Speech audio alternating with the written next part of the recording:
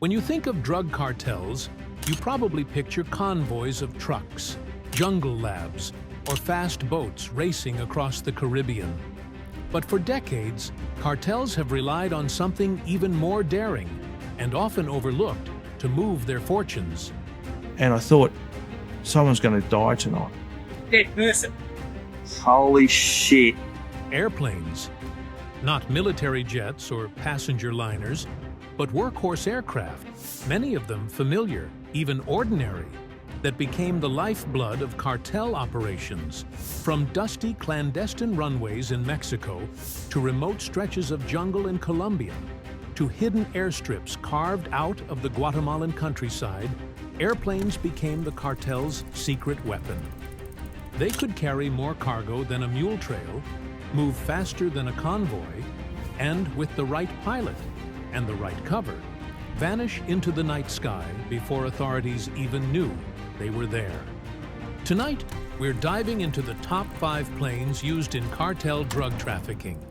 We've seen all kinds of stuff go down at airports, from naughty passengers trying to smuggle contraband to crazy folks who just can't help but be a nuisance and cause a scene. These aren't Hollywood props. These are real machines that carried billions of dollars worth of narcotics across borders and oceans.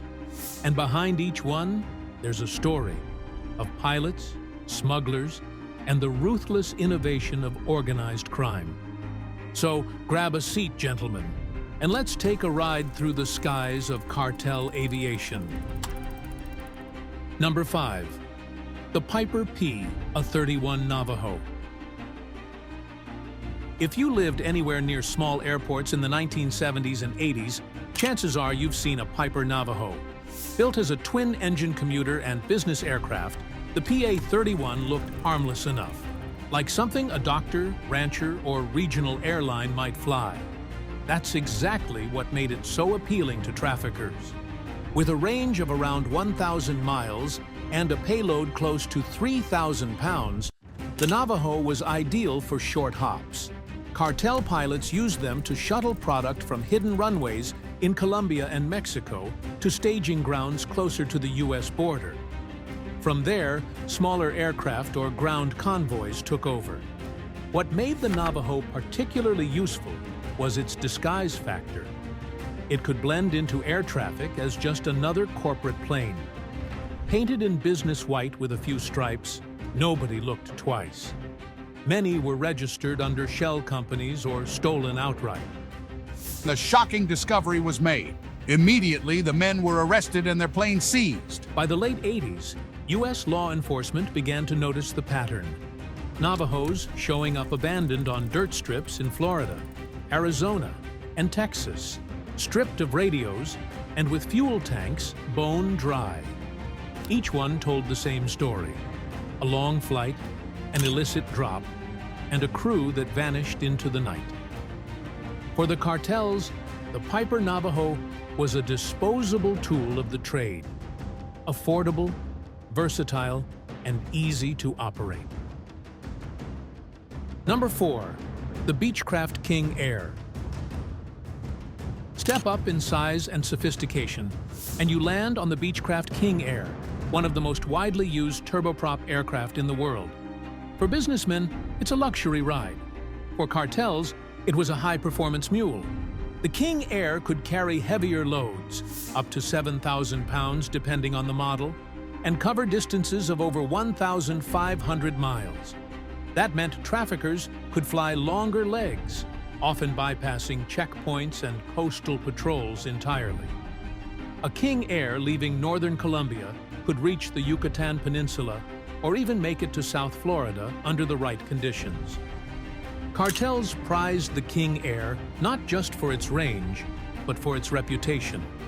Like the Navajo, it blended in. Airports around the Americas were full of King Airs. Oil companies used them, executives used them, even governments used them. That camouflage was priceless. There are countless DEA and Border Patrol reports of King Airs being chased, tracked, and occasionally shot at. But their speed and altitude often gave them the edge. And when they did land, they could operate off surprisingly short runways. just 3,000 feet in many cases.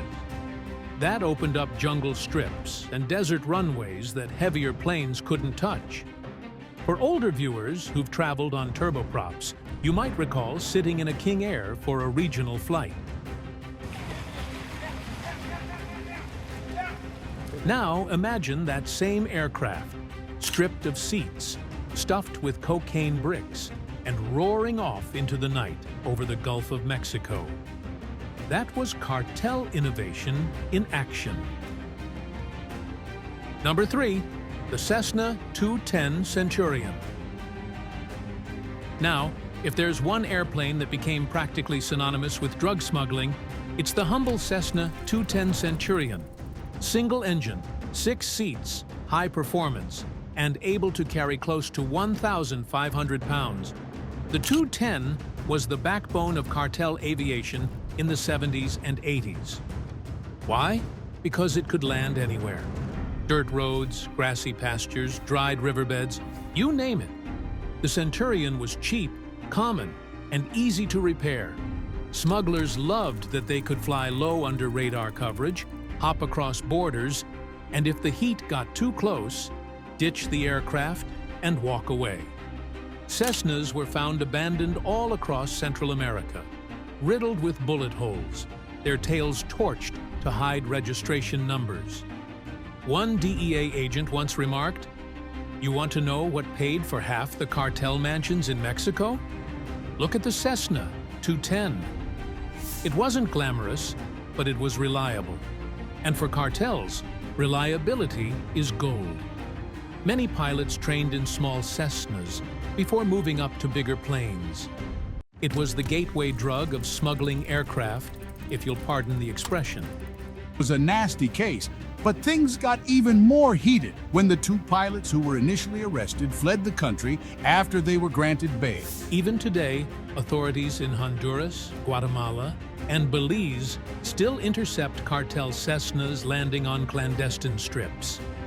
Decades later, the formula hasn't changed. Number 2, the Douglas DC-9. Now we leave the world of small props and step into the big leagues. When cartels grew bold and rich, they turned to retired commercial jets. Among these, the Douglas DC-9 became infamous. In April 2006, Mexican authorities made headlines when they intercepted a DC-9 that had landed in Ciudad del Carmen. On board, over 5.5 tons of cocaine, neatly packed in suitcases. The aircraft had flown in from Venezuela, a major transshipment hub for Colombian product. The DC-9 offered enormous hauling capacity compared to small aircraft. Instead of a ton or two, cartels could move entire shipments in one flight. Of course, it also attracted attention. It's hard to sneak a jetliner into a jungle airstrip. That's why these flights were usually arranged with corrupt officials, military cooperation, or by using under-the-radar airports. To cover their tracks, traffickers often used fake airline liveries, complete with painted logos and uniforms for crew. On the surface, they looked like charter flights. In reality, they were flying cocaine warehouses. The 2006 DC-9 bust was one of the largest in history, but it was just one example of how bold cartels had become. They weren't just using drug planes, they were running their own air fleets. Number 1, the Boeing 727.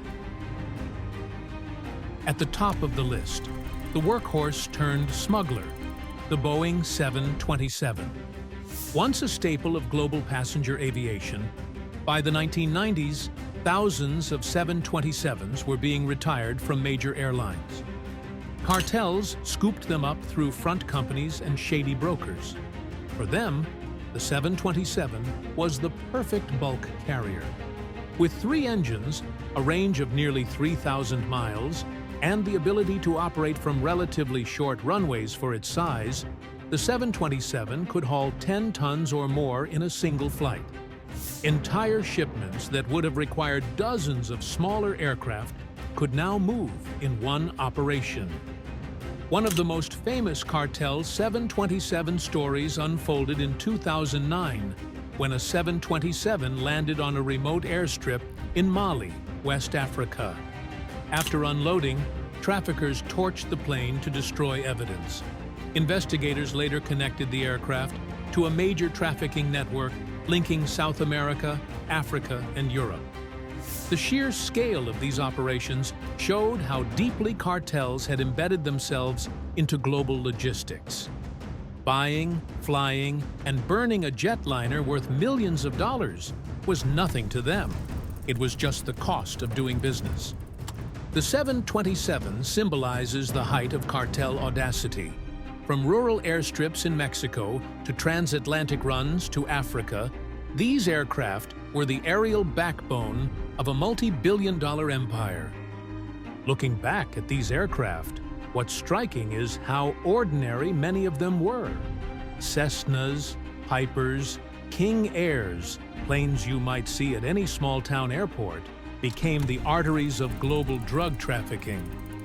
Then, as cartels grew wealthier and bolder, they graduated to DC-9s and 727s, turning commercial jetliners into smuggling machines. Next time you're at a small airport and you see an old Piper, or you spot a King Air on the tarmac, just remember, once upon a time, aircraft like those weren't just moving businessmen or vacationers. They were fueling an empire that stretched from the jungles of Colombia to the streets of America. Gentlemen, thanks for watching. If you enjoyed this dive into cartel aviation, be sure to like, subscribe, and let me know in the comments which aircraft you'd like me to cover next.